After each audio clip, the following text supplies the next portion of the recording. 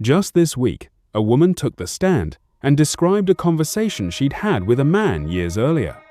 He'd talked, she said, about ending a pregnancy he didn't want, not through a clinic, not through a conversation, but by putting something into a drink without the mother ever knowing. At the time, it might have sounded like nothing. A bad joke, an ugly thing said and forgotten. The kind of comment people make and never expect to hear again. Yes. And at some point in your relationship, did you ever become pregnant? Yes. And about when did that happen? January of 2017. And when that happened, did you talk to Mr. Taylor about it? Yes. And can you describe kind of what were your feelings when you learned that you were pregnant? I was really scared and confused. But by the time that testimony reached a Nashville courtroom this week, a 5-year-old woman and her unborn daughter were already dead, and prosecutors say the method used against them wasn't improvised at all. It may have been rehearsed, in conversation, long before either of them ever met. This is the story of Jade Benning, and the question now sitting in front of a jury, was this the first time or just the first time it worked? Jade Benning moved to Nashville in 2022 to work as a chef. Friends who knew her described someone truly energized by the life she was building, a career she'd chosen for herself, a city that felt like a fresh start. Around Thanksgiving that year, she found out she was pregnant. She stopped drinking the moment she knew. She kept every prenatal appointment without exception. Her OB/GYN, Dr. Allison Mullally, would later testify that the pregnancy was progressing normally, that Jade never expressed hesitation about becoming a mother, and that she consistently reported no drug or alcohol use throughout her visits. At one appointment, doctors learned she was having a girl. Jade had already chosen a name, Ivy. A minor finding on one ultrasound prompted additional genetic testing partway through the pregnancy. The results came back normal, no concerns about her daughter's development, nothing that suggested anything other than a healthy pregnancy moving forward on schedule. By early 2023, Jade was 5 months along, happy, and by every medical account on record, taking care of herself and her daughter exactly the way she intended to. The man in Jade's life was Blaise Taylor, 30, a former defensive back and team captain at Arkansas State, where he also earned both a bachelor's degree and an MBA in under 4 years. After college, he went on to work as a scouting assistant and later a pro scout for the Tennessee Titans. By most measures, he was someone who'd built a stable, accomplished life for himself. Sources close to the case say the baby Jade was carrying was his. Their relationship had started casually, by the defense's own account, and became more serious once Taylor learned he was likely the father. But several people in his orbit testified that his reaction to the pregnancy was far from settled. A former co-worker at the Titans, Michael Johnson, recalled Taylor telling him directly that he wasn't ready to be a father not anytime soon. Jade's mother, Bridget Burks, later told jurors about conversations with her daughter, describing Taylor's resistance in even starker terms. If the baby came, he wanted nothing to do with her, didn't want her to carry his name, didn't want her to ever know who he was. Jade, for her part, had made her decision. She was having that baby, with or without him. On the 25th of February, 2023, Taylor came to Jade's apartment on Lebanon Pike. It was meant to be an ordinary evening dinner, some friends stopping by briefly beforehand, nothing that stood out at the time. Jade had a glass of pink lemonade out on the counter.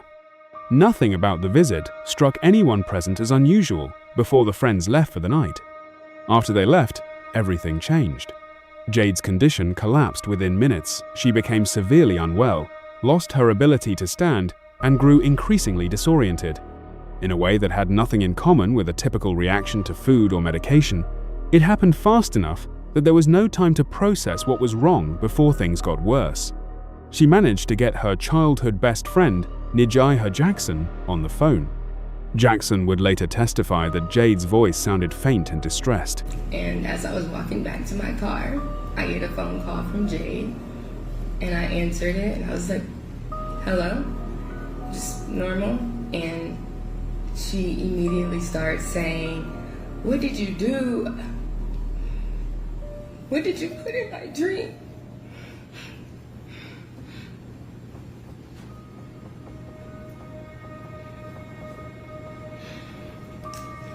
Then I heard her say, Blaise, you're scaring me. And he was like, you're scaring me. And she was like, I know you put something in my drink.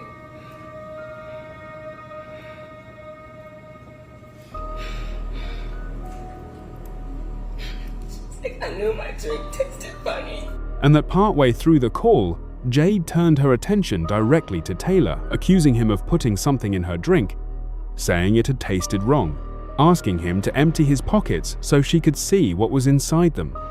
According to Jackson's account, one of the last things Jade said clearly before her speech began slipping was that he'd done this because he didn't want the baby. Shortly after that call ended, Taylor dialed 911. On the recording later played for jurors, he told the dispatcher he believed Jade was having an allergic reaction and that she'd stopped responding. Paramedic Marisol Baldwin testified that crews found Jade in the bedroom, already in critical condition, having moved from where she'd been sitting at the start of the call.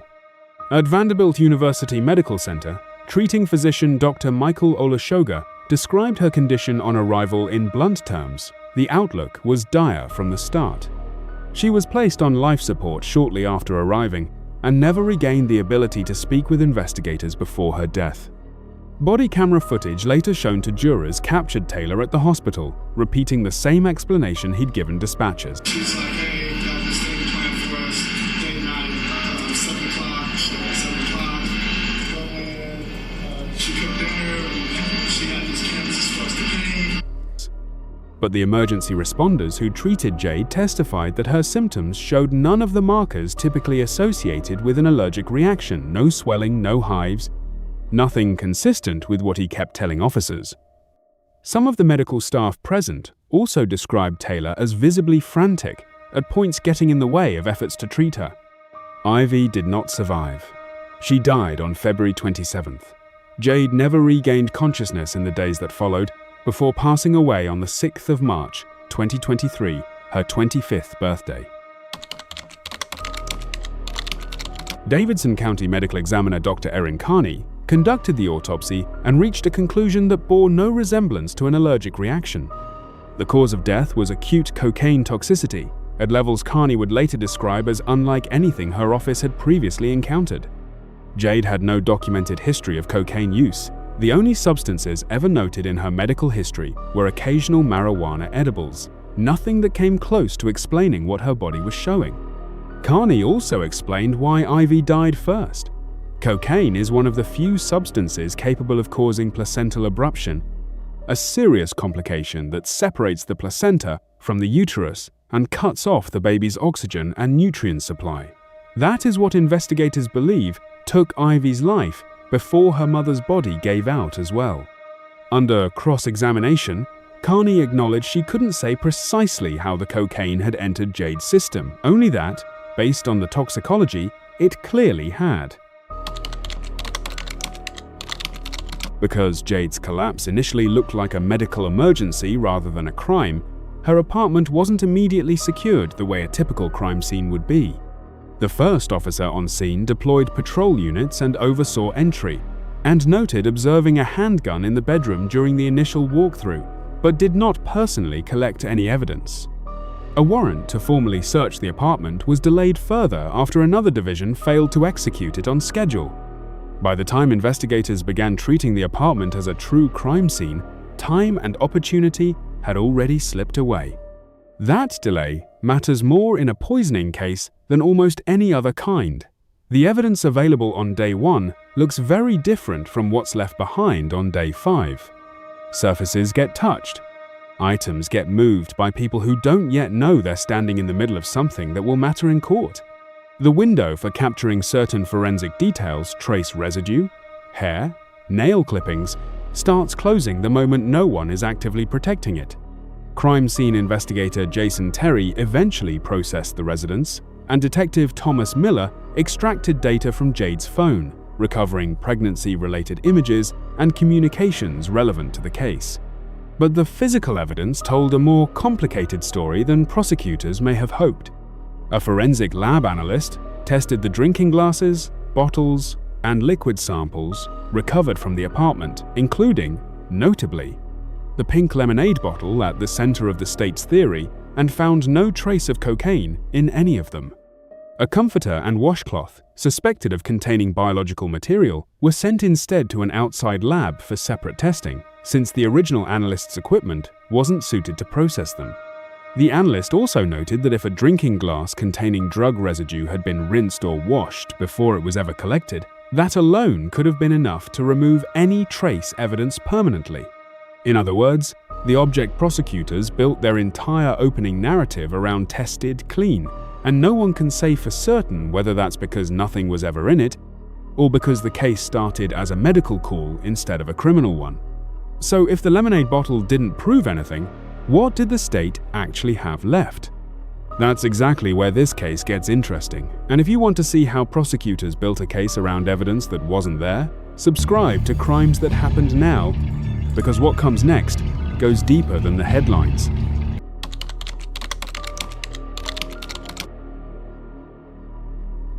Not long after Jade and Ivy died, Taylor left Tennessee. He was gone before investigators had finished building their case, and for over a year, no charges followed.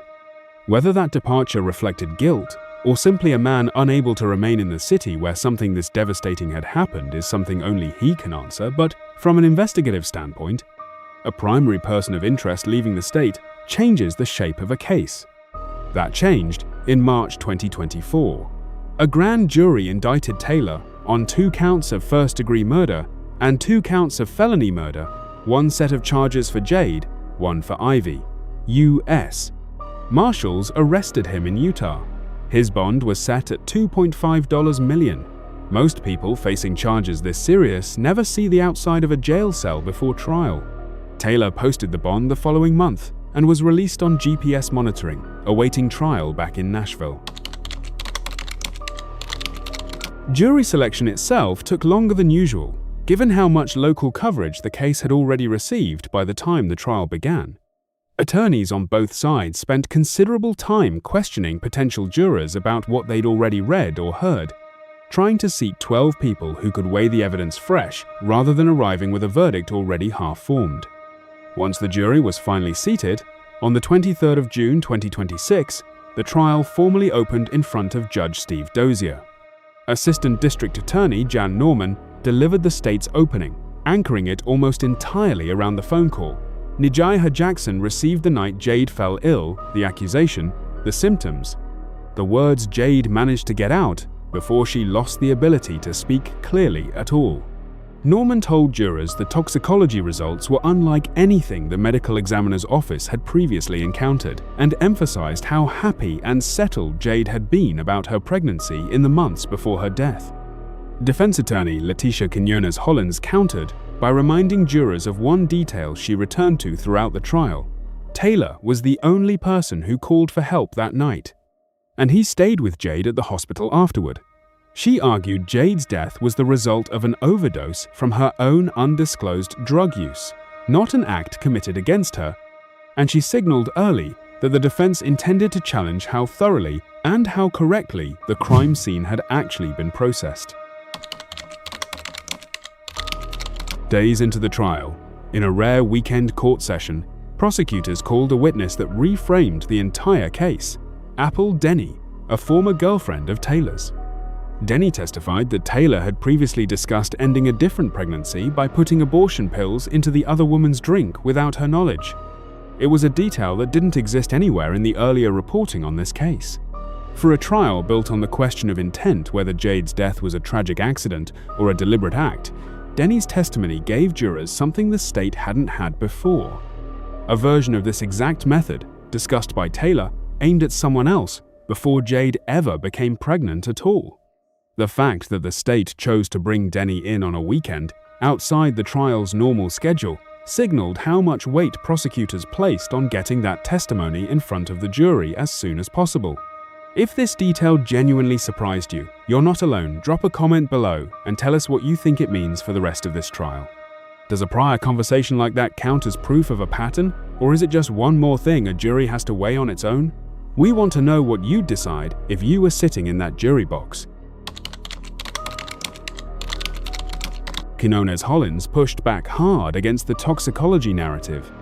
Under cross-examination, the toxicologist confirmed his lab had screened for over 1,000 possible substances and found only cocaine metabolites in Jade's first urine sample, no fentanyl, no cocaethylene in that initial test. A second sample taken later did show cocaethylene, a compound that only forms when cocaine and alcohol are combined in the body, though the toxicologist noted the level wasn't consistent with heavy drinking. The defense argued that details still proved alcohol had been in her system that night, something they suggested complicated the state's clean narrative of a single spiked drink. The defense also leaned on Jade's documented use of marijuana earlier in the pregnancy, including testimony suggesting she hadn't directly turned down an edible offered to her at some point while she was carrying. They argued the full picture of what was in her system that night had never been fully established, and that the investigation's early treatment of the apartment as a medical scene rather than a criminal one had left real, unanswered gaps. Gaps, they argued, the state's theory simply skipped past on its way to a conclusion. As of late June 2026, testimony is still ongoing. No verdict has been reached. If convicted on the murder charges, Taylor faces life in prison without the possibility of parole, with prosecutors arguing the case qualifies under aggravating factors tied to Jade's pregnancy and the fact that the crime, by their account, was committed knowingly. The jury still has to weigh two competing realities. On one side, a forensic record that didn't find what the state's own opening narrative promised, a tested lemonade bottle that came back clean, and a defense pointing to real, documented gaps in how the apartment was processed. On the other, a friend's testimony about Jade's final, barely spoken accusation, a medical examiner describing toxicology levels she'd never seen before in her career, and now, a separate woman describing a version of this same method discussed before Jade was ever part of Taylor's life at all. Jefferson County prosecutors have made clear they intend to seek the maximum penalty available if Taylor is convicted. Under Tennessee law, the murder charges tied to Ivy's death carry their own weight, separate from the charges tied to Jade's. Prosecutors have argued the case qualifies for life without parole, citing the fact that Taylor allegedly knew Jade was pregnant at the time and that the act, in their telling, was carried out deliberately. The trial is expected to run roughly 2 weeks, an unusually long timeline for a case built primarily around toxicology and circumstantial evidence, rather than a weapon or a confession. That length reflects how much the state has had to lean on expert testimony, with medical examiners, toxicologists, and forensic analysts each asked to explain not just what they found, but what it could and couldn't prove on its own. For Taylor, a conviction on the first-degree murder counts would mean life with no possibility of release, while two of the state's most important witnesses, Jackson and Denny, have already given jurors accounts that require no lab result to understand. Jade had kept every doctor's appointment. She'd made her decision about the life she was building, with or without the father's support, and she'd already started furnishing the world her daughter was supposed to grow up in. Whether a jury agrees with the state's account of how that life was taken from her is still being decided weeks from now in a Nashville courtroom that hasn't closed this case yet. The answer will come down to whether jurors believe a friend's account of 3 desperate sentences over a phone call weighed against a piece of physical evidence that, when tested, didn't show what everyone assumed it would.